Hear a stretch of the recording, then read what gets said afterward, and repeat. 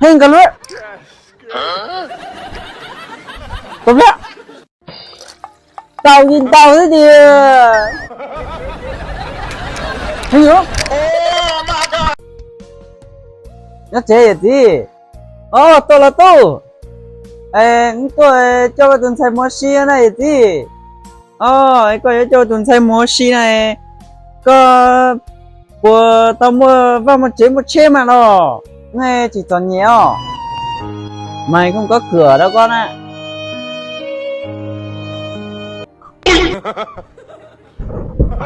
Khó trông thôi gì? Có điều chỉ một khó trông thôi.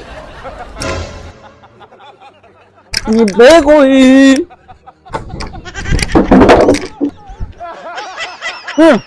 Có điều chỉ có hay để sao tao chụp biết không? Hay á. Hay á. Hay cả luôn. Đúng đó. Tao nhìn tao thế thì hay không?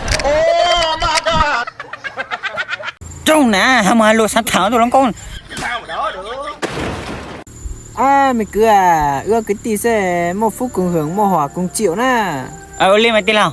Ui, ta mà món gì thiếu ấy, nhưng có một lồng có rượu.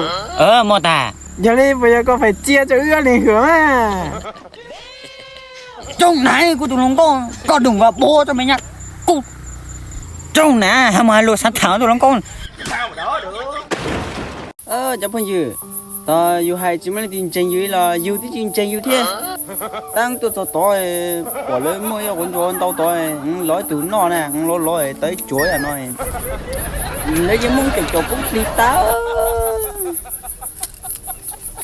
Thế cá tới á. Vô. Sao mà đỡ được? Vì thứ quen nhau đó bên lúc nó là có bật can của sao hay cú ấy chỉ quan trọng khó chúng cao hay chỉ chúng cao đi à.